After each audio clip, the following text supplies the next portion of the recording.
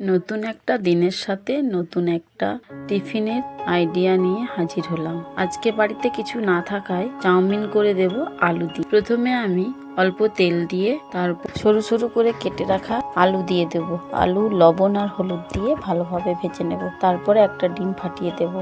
এরপর সিদ্ধ করে রাখা চাউমিন দিয়ে দেব। চাউমিনটা দিয়ে ভালোভাবে ভেজে নিয়েছি। এবার একটা টিফিন বক্সের মধ্যে দিয়ে দেব। আমার বাবু কিন্তু চাউমিন খেতে ভীষণ ভালো লাগে। সঙ্গে একটু সসও দিয়ে দিলাম আর এক বোতল ঠান্ডা গরম জল দিয়ে দিলাম। ভিডিওটি ভালো লাগলে লাইক কমেন্ট শেয়ার করবে। আরো নতুন নতুন টিফিনের আইডিয়া